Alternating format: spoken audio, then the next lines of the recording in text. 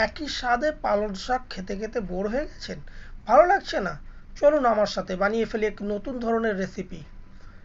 একটি কড়াইতে তেল গরম করতে দিয়ে দিয়েছি। তার মধ্যে দিয়ে দেবো কিছুটা পরিমাণ গোটা ধনে, কিছুটা পরিমাণ দিয়ে দেব গোটা জিরে, তারপরে দেব 3 থেকে 4টে শুকনো লঙ্কা, আর দেব কিছুটা পরিমাণ কাঁচা বাদাম বা চিনে বাদাম। তার সাথে দেব হচ্ছে কিছু পরিমাণ ছোলার ডাল। ভালো করে নেড়ে চেড়ে সুন্দর করে এটাকে আমরা একটু ভেজে নেব। ভাজা কমপ্লিট হয়ে গেছে। এবার তুলে একটি মিক্সিং বোলে বা মিক্সিং জারে দিয়ে দিচ্ছি। মিক্সিং জারে তোলা হয়ে গেছে। এর মধ্যে দেবো সামান্য পরিমাণ হলুদ আর দেবো কিছুটা পরিমাণ জল দিয়ে একটা ফাইন পেস্ট তৈরি করে নেব।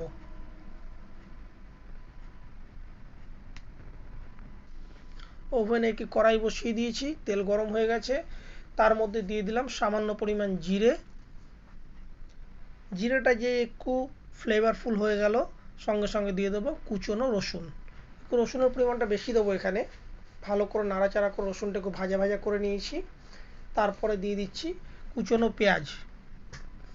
এটাকেও রসুনের সাথে ভালো করে নেড়ে চেড়ে একটু ভাজা করে নেব।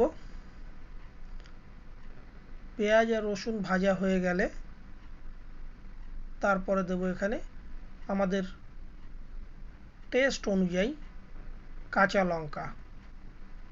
আগে 4টে শুকনো লঙ্কা আমরা ব্যবহার করেছি, সেই জন্য অবশ্যই নিজেদের স্বাদ বুঝে কিন্তু এখানে কাঁচা লঙ্কা দেবেন। আর তার সাথে দিয়ে দিলাম কুচনো আদা। ভালো করে নেড়ে চেড়ে ভাজা করে নিচ্ছি। মশলাটা ভালো করে ভাজা হয়ে গেলে তারপরে দিয়ে দেবো আগে থাকতে কুচিয়ে রাখা পালং শাক। শুধু পালং শাক না, পালং শাকের সাথে কিছু পরিমাণ ধনে পাতাও আছে।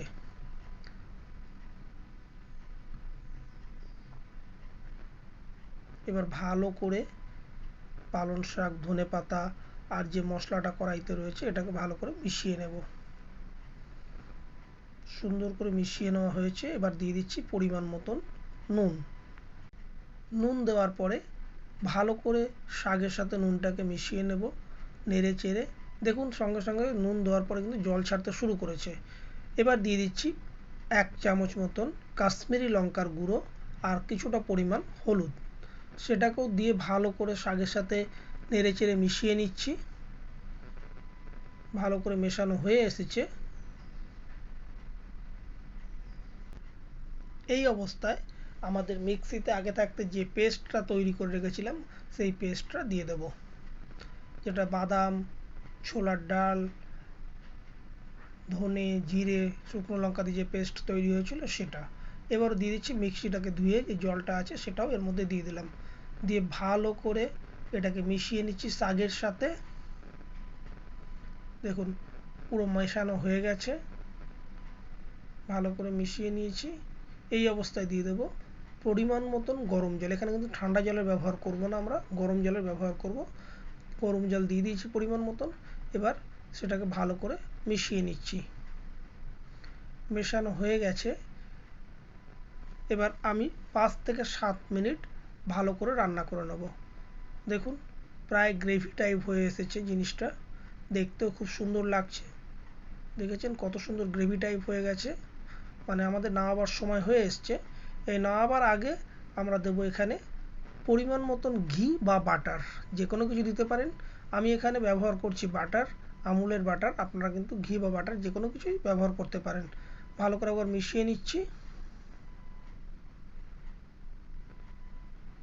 মেশানো হয়ে গেছে। এবার পরিবেশন করবার পালা। দেখুন কত সুন্দর টেক্সচার এবং কালার দুটোই খুব সুন্দর হয়েছে। এইভাবে পালং শাক যদি বাড়িতে বানিয়ে খান, তাতে পালনের অন্য সমস্ত রেসিপি ভুলেই যাবেন, খেতে এতটাই ভালো হয়।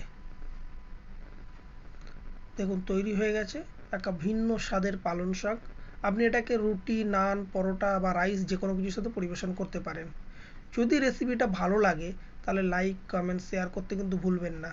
আর যদি ফেসবুক থেকে দেখেন তাহলে অবশ্যই ফলো করবেন। আর যদি ইউটিউব থেকে দেখেন অবশ্যই সাবস্ক্রাইব করে সঙ্গে থাকবেন।